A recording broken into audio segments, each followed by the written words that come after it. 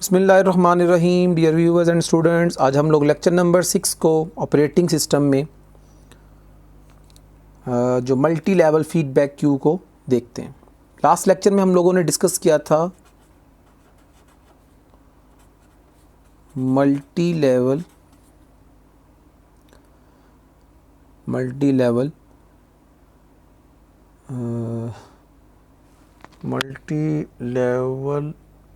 स्केजिंग schema को देखा था। आज हमने देखना मल्टी लेवल फीडबैक स्केजिंग स्कीम या एल्गोरिथम।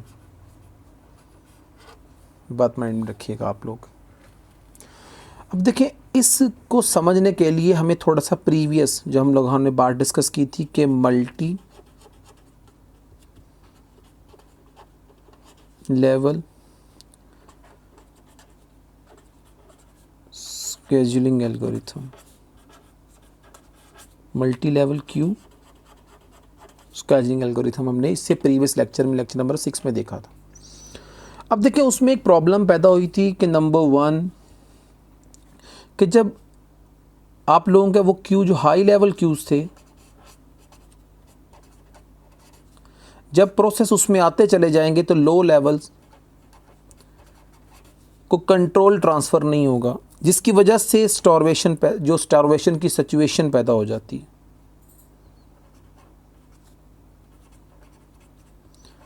अभी डेफिनेशन भी है कि अब पेपर में आपसे पूछता कि what is the starvation. Starvation क्या होती है?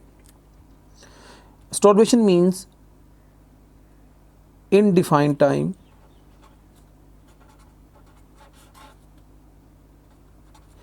indefinite waiting of process for execution in ready queue.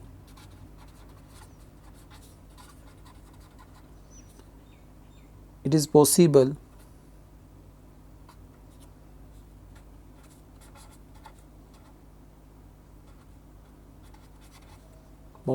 to use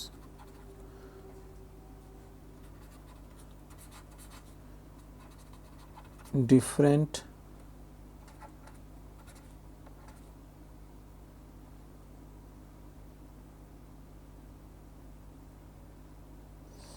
ready queue. It is possible to use different scheduling algorithm to end this situation, this condition। यानी कि एक ऐसा indefinite wait जो कि process कहाँ कर रहा है, रेडी क्यू में कर रहा है। अगर वो वहाँ पे प्रोसेस का वेट कर रहा है अब कि मुझे सीपीयू कब मिलेगा, this situation is called starvation situation. Okay, अब हम लोग इसमें एक और बात भी अंडरस्टैंड करवा देना चाहता हूँ कि हाई लेवल लो लेवल तो ये तो आपके रेडी क्यूज थे ना। अब इसमें बड़ी इंपॉर्टेंट बात समझाना चाहता हूँ कि अगर मैं कंसीडर करता हूँ कि इसमें P nought, P1, P2, P3, इसमें P4, P5 होंगे। अब कंसीडर करवा रहा हूँ आप लोगों को। देखिए, 2 लेवल से 2 लेवल है यहाँ पे। ओके, अब मैं बात अभी कैसी कर रहा हूँ, मल्टी लेवल की। अब मल्टी लेवल में क्या होता था कि जो प्रोसेस इससे बिलोंग कर रहे हैं वो निचले में एग्जीक्यूट नहीं होंगे। This is a major problem जिसकी वजह से स्टार्वेशन पैदा होती थी। इस चीज़ को, इस स्ट्रिक्टनेस को हमने एल्यूमिनेट कर दिया फीडबैक स्केजुलिंग एल्गोरिथम के अंदर। यानी कि एक प्रोसेस उस वक्त तक निचले लेवल में मूव करता रहेगा अनलेस उसका बीटी टाइम कंप्लीट ना हो जाए। यानी कि हमने यहाँ पे स्टार्वेशन की जो कंडीशन थी उसे टोटली एल्यूमिनेट कर दिया। अभी इस सिचुएशन को, मेरी बात को समझिए, बड़ी सिंपल सी बात है। इसमें भी आपके पास मल्टीपल लेवल्स होंगे, but this multiple level is not restricted कि वो प्रोसेस जो हाई लेवल वाले ऊपर वाले लेवल में हमेशा ऊपर ही एग्जीक्यूट होंगे, ऐसा नहीं होगा। बल्कि अगर पी नोड ने एग्जीक्यूट होना है तो हो सकता है अगर बीटी टाइम रिक्वायर्ड हुआ तो वो निचले पोर्शन में भी जाके एग्जीक्यूट होगा। और अगर यहाँ भी पी नोड कंप्लीट ना हुआ तो फिर ये उससे नीचे, दैट इज़ अ फीडबैक। एक तरफ से इन होगा, दूसरी तरफ प्रोसेस आउट होकर अपने सेकंड क्यू की तरफ चला जाएगा। इस एग्जाम्पल को समझने के लिए मैंने आप लोगों के इस स्केजुअलिंग एल्गोरिथम को समझने के लिए, जिसे मल्टी लेवल फीडबैक कहते हैं, एक छोटा सा सिनेरियो डिफाइन किया। अगर आप उस सिनेरियो को अंडरस्टैंड कर लेते हैं तो आई थिंक सो कि आप लोगों को किसी किस्म की बैकविटी कोई प्रॉब्लम फील नहीं होगी। देखिए, इसमें बताने का मकसद सिर्फ ये है कि आपका एक प्रोसेस जब इन हो जाएगा उस वक्त तक वो अपने लेवल से दूसरे लेवल में मूव करता रहेगा जब तक उसका एग्जीक्यूशन कंप्लीट नहीं हो जाता। आइए हम इसको किसी एक एग्जाम्पल के थ्रू देखते हैं ताकि हमारे कॉन्सेप्ट जो से हैं वो बेटर हो सके। अच्छा जी, अब हम लोग इसमें एग्जाम्पल में कुछ इस तरह देखते हैं।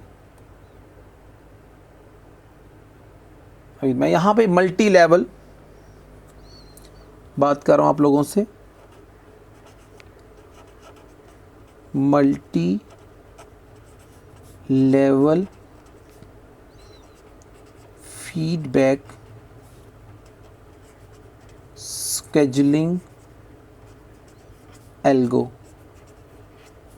अब आपने इस बात को समझना है प्यारे बच्चों, जो मैं आपके सामने करने जा रहा हूँ। ओके, मुश्किल नहीं होगी इंशाल्लाह, बड़ी सिंपल सी है। कंसीडर करवाता हूँ आप लोगों को। अब ये कंसीडर करें कि मेरे पास यहाँ पर मल्टी लेवल क्यू बने, 1,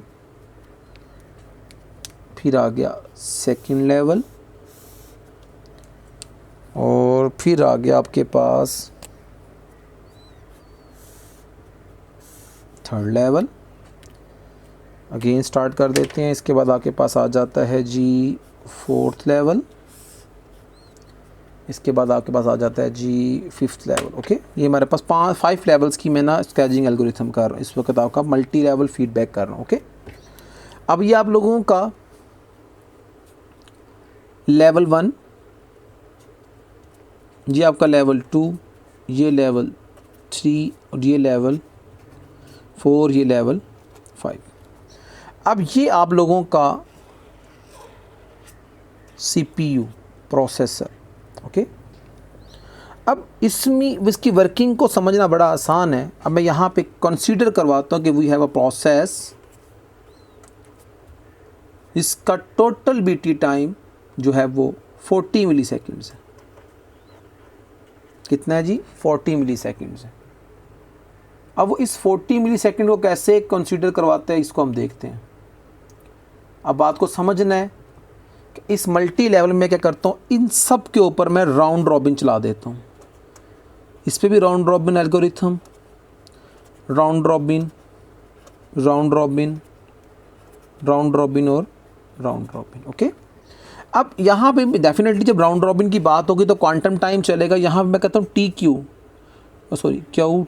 क्वांटम टाइम यहाँ पे कितना जी? 2 मिली सेकेंड्स है। अब 2 मिली सेकेंड के अंदर आपने अगर 5 ऐड किया तो आपके पास नेक्स्ट कितना आ जाएगा? 7 मिली सेकेंड्स। इसमें अगर आपने 7 में 5 ऐड किया तो आपके पास क्वांटम टाइम कितना आ जाएगा जी? 12 मिली सेकेंड्स। और अगर आपने इसके अंदर 5 ऐड किया तो आपके पास 17 मिली सेकेंड्स। और इसी तरह अगर आपने 17 में 5 ऐड किया तो आपके पास 22 मिली सेकेंड्स का क्वांटम टाइम अचीव हो जाएगा। यानी कि अगर कोई प्रोसेस फर्स्ट लेवल पे होगा उसको ओनली 2 मिली सेकेंड के लिए CPU का कंट्रोल दिया जाएगा। अगर 2 मिली सेकेंड्स के अंदर वो वर्किंग कंप्लीट करेगा, they will push to the P1, हम उसको लेवल 2 में ले जाएंगे, फिर लेवल 3, फिर उस वक्त तक ये मूव करता रहेगा जब तक उसका एग्जीक्यूशन कंप्लीट नहीं हो जाता। ओके, आइए हम इसको देखते हैं कि ये वर्किंग कैसे करता है। ओके, अब हम लोग टेल एंड से यहाँ से एक प्रोसेस P कंसिडर करता हूँ कि 1 ऐड होता है। जब ये ऐड होता है उसका बीटी टाइम, इसका टोटल कितना बीटी टाइम होता है, ब्रस्ट टाइम कितना होता है? 40। जब ये यहाँ से जाकर निकलता है तो ये यहाँ पर उसको CPU एलोकेट हो जाता है for time of 2 milli seconds. यहाँ पर कितने मिली सेकेंड के लिए एलोकेट होगा? 2 मिली सेकेंड्स के लिए। अब 2 मिली सेकेंड के लिए जब ये CPU एलोकेट हुआ तो अब ये प्रोसेस यहाँ पुश कर दिया गया। अब 2 मिली सेकेंड अगर मैं 40 में से 2 माइनस कर देता हूँ तो मेरे पास 38 मिली सेकेंड्स जो है वो टाइम रिमेनिंग है। अब वो कहाँ स्पेंड करेगा? अब ये जो लेवल है, अब वो इसको बल्कि इस तरह मैं अटैच करता हूँ कि ये यहाँ अटैच कर देते हैं, ये यहाँ पर नहीं है। अब ये P2 जो P1 है यहाँ शेड्यूल्ड हो जाएगा, यहाँ पे आगे इसके आगे डेफिनेटली बहुत सारे प्रोसेस लगे होंगे। जब इसकी बारी आएगी तो कंट्रोल किसको ट्रांसफ़र हो जाएगा जी, अगेन प्रोसेस CPU उसके पास चला जाएगा। अब जब CPU को मिलेगा तो वो कितने मिली सेकेंड मिलेगा, 7 मिली सेकेंड्स के लिए। अब जब वो 7 मिली सेकेंड्स की वर्किंग कंप्लीट करेगा, जब वो अपनी 7 मिली सेकेंड की वर्किंग को कंप्लीट करेगा तो अब इसका रिमेनिंग टाइम कितना बच गया। अब यहाँ पे जो रिमेनिंग टाइम है P1 का वो यहाँ पे कितना बचा मेरे पास, 31 मिली सेकेंड्स। अब ये 31 मिली सेकेंड्स के लिए ये आकर टेल पे जो है वो शेड्यूल्ड हो जाएगा P1। अब इसका BT टाइम कितना है जी, 31 मिली सेकेंड्स। अब जब इसकी बारी आएगी तो ये फिर अगेन शेड्यूल्ड हो जाएगा और यहाँ से ये एग्जिट होकर CPU अब उसको वर्किंग के लिए, एग्जीक्यूशन के लिए ले जाएगा। अब जब यहाँ पर जाएगा तो P1 का जो क्वांटम टाइम वो 12 है, तो हम इसको 12 मिली सेकेंड के लिए यहाँ पे कितना वर्क करेगा, 12 मिली सेकेंड्स के लिए एग्जीक्यूशन करेगा। जब ये 12 मिली सेकेंड की एग्जीक्यूशन करेगा तो अब उसको, अब जब हम लोग 31 में से 12 मिली सेकेंड्स को सब्ट्रैक्ट करेंगे तो जब यहाँ पर दोबारा शेड्यूल्ड होगा आके, तो उस वक्त P1 को जो टोटल टाइम अमाउंट चाहिए होगा वो कितना होगा, वो होगा टोटल 19 मिली सेकेंड्स। अब ये 19 मिली सेकेंड्स लेकर ये लेवल 4 पे शेड्यूल्ड हो जाएगा। अब इस लेवल पे जब शेड्यूल्ड होगा तो ये प्रोसेस अब अगेन जब इसकी बारी आएगी P1 की तो control will transfer to the CPU control transfer कर दिया जाएगा for the amount of time 19 milli seconds. अभी हर लेवल का अपना अपना क्वांटम टाइम चल रहा है। इसका क्वांटम टाइम 2 मिली सेकेंड यहाँ दिया गया, यहाँ पे क्वांटम टाइम 7 मिली सेकेंड, यहाँ पे क्वांटम टाइम जो है वो 12 मिली सेकेंड दिया गया। अब यहाँ पे जो क्वांटम टाइम है वो 19 मिली सेकेंड प्रोसेस को दे दिया गया। जब ये 19 मिली सेकेंड्स को एग्जीक्यूट करके वापस आएगा तो यहाँ से इसको शेड्यूल्ड करके इसके टेल पे ले जाया जाएगा, जहाँ पे P1 का 2 मिली सेकेंड टाइम अब फर्दर चाहिए होगा। अब यहाँ पे स्लाइस क्या हो जाएगा, ब्रेक हो जाएगा और CPU जब इसको एलोकेट होगा तो यहाँ पे ये डेफिनेटली 2 मिली सेकेंड इसको टोटल चाहिए होंगे, जो इसको 2 मिली सेकेंड यहाँ से दे दिए जाएंगे तो इसकी वर्किंग कंप्लीट हो जाएगी और यहाँ से ये जो है वो टर्मिनेटिंग स्टेट की तरफ ये टर्मिनेट हो जाता है। अब इसका मतलब ये होगा कि इस सिचुएशन को अगर आप देखें तो आपको कोई प्रोसेस भी from level 1 to level 5 due to multi feedback की वजह से कोई भी किसी किस्म की यहाँ पर आपको एक सिचुएशन जिसे हम लोग स्टार्वेशन की सिचुएशन कहते हैं वो क्रिएट नहीं होती। अब इसका मतलब ये यहाँ पर तो मैंने आप लोगों को जो एग्जांपल बनाई है ये वाली, खुद से ये एग्जांपल बड़ी ज़बरदस्त बनी हुई है जिस आपके कॉन्सेप्ट क्लियर हो जाते हैं। ये सारी की सारी मैंने एक ही स्केचिंग एल्गोरिथम चलाया राउंड रॉबिन, बट इनका मैंने क्वांटम टाइम डिफरेंट कर दिया ताकि आपको समझ आ जाए। अगर आप चाहें तो यहाँ फर्स्ट कम फर्स्ट सर्व चला सकते हैं, यहाँ पे राउंड रॉबिन चला सकते हैं, यहाँ पे प्रायोरिटी चला सकते हैं, यहाँ पे फिर राउंड रॉबिन, फिर यहाँ पे राउंड रॉबिन को चलाया जा सकता है। मगर यहाँ पर मेरा कॉन्सेप्ट, मेरा जो मकसद होता है वो सिर्फ एक है। यहाँ पे जो मेरा मकसद है वो ये बात क्लियर कर देना है स्टूडेंट्स को कि हम मल्टी फीडबैक में लर्न क्या कर रहे हैं। अगर आप थोड़ा सा इसको मैं अब डायग्रामेटिकल तो यहाँ बनाया, मैं थोड़ा इसको टैबुलेटिंग फॉर्मेट में लेकर आऊँ कि मेरे पास यहाँ पे आया टाइम स्पेंड